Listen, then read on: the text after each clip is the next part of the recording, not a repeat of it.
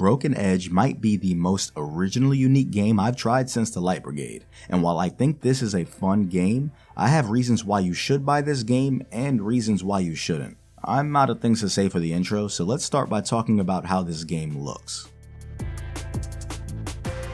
On the surface, this game looks low poly and basic, but in the headset it looks like something of a work of art. It stands out because both its different use of colors and unique low poly design. If you're not familiar, low poly just means that the graphics are made up of very simple shapes, almost like blocks, which in this case feels appropriate for the art style. Look at the colors though. The colors alone help this game stand out from its competition. I'm sure there are games out there that went this off the rails when choosing a color palette for their game, but I've never seen pastel colors used like this before. From a marketing perspective, this is actually genius since 1, it makes you look twice at the game if you see it on the list, and 2, it feels very original. Once you're aware this game exists, you can clearly tell it apart from others at a glance, which isn't necessarily something most FPS games can say. This game is just a bundle of different, and the visuals aren't the only unique aspect of Broken Edge.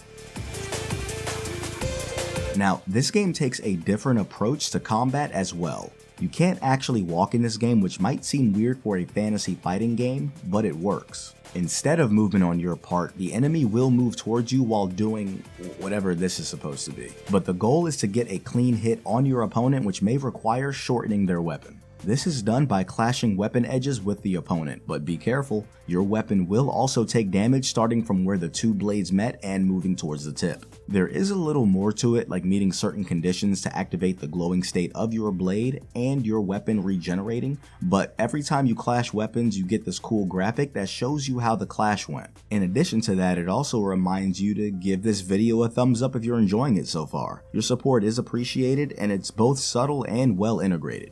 The blade clashing graphic, that is, the thing that shows you. But seriously, the blade mechanic feels very original and makes it a bit more obvious to you in combat that this game is harder than it looks. If you like solo skill-based PvE, then this game is a solid buy for the price, which is 15 USD as of this review. Now, there is no weapon physics in this game, but unlike most games like this, it doesn't feel like a bad thing. Surprisingly enough, I can say the same thing about the next aspect of this game. Normally, I'm not a fan of option menus in VR games lacking in variety, but when you take into account the fact that you can only move your arms in this game, it makes sense. The menu layout itself is pretty unique, laying out everything right in front of you instead of making you comb through tabs to find what you need. This is probably the easiest options menu I've ever had to navigate, probably because it's so simple. You also have full control of audio with your usual sliders for music and sound. I always appreciate this because game music does a good job setting the atmosphere, but sometimes it can be really loud by default. That wasn't the case here, but I still reduced my music by half because I like to feel the sound effects, if that makes sense. And of course, you can calibrate from the menu, but every time you start the game, you're forced to calibrate before you reach the main menu, setting you up for a consistent experience. There's even a link to join their Discord in here, which is different because you don't normally see that in VR games. But it's nice if you want to engage with the community. Why would you want to do that, you ask? Well, there's a good reason. It feels like the developers were going for a 1v1 PvP approach when it came to the development of Broken Edge. That's not a bad thing until you realize the critical component of this recipe is missing. That is, you kind of need players for this. This game was released back in 2022 and faces the same problem plaguing most VR games, that being there's not many people playing online at a given time.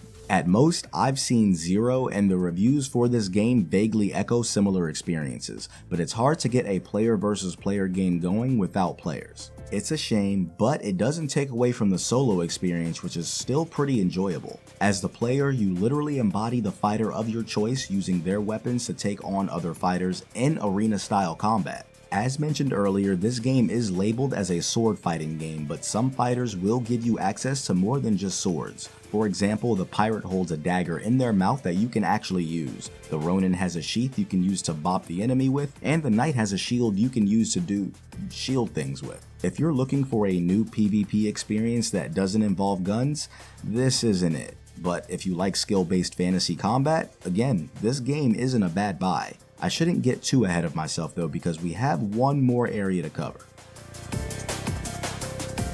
One thing I really like here is the music. Not only does it sound original-ish, but it always fits the situation perfectly. When you're locked in the heat of battle, the music sets the right mood every time and will change based on the settings you're fighting in. For example, if you're fighting on the Ronin's turf, you get some nicely composed oriental sounding music. Now, aside from the tunes, there's really not much noteworthy about the audio in this game. It doesn't sound terrible or distracting, but it doesn't sound amazing either. As the visuals would have you believe, the sounds are slightly cartoonish, but it fits.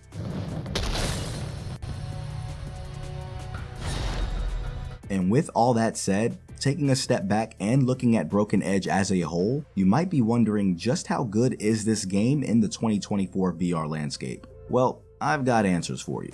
Graphics gets a 3 out of 6. While they are low poly, the interesting use of colors and art style for this game come together nicely and give it a refreshing look. Mechanics gets a 4 out of 6. This game is skill based and fun. Just like with the graphics, their take on arm-only combat is unique and refreshing. Options gets a 3 out of 6. There's not too much going on here, but in a game where movement is mostly limited to your arms and everything is low poly, you really don't need that many options to begin with. Theme gets a 3 out of 6. This is a nice game concept. The developers don't explicitly mention that this game is PvP, which is a good thing because the score would have been lower if that was the case. And audio gets a 3 out of 6. Again, the music is good and appropriate, but other than that, nothing really stands out here. Blending all of these categories together creates an experience that's both original and fun, if not lacking in PvP content. For that reason, this game gets an immersion score of 3 out of 6. Yes, it's average, but it's fun, and at the end of the day, if a game isn't fun, it isn't worth playing, right?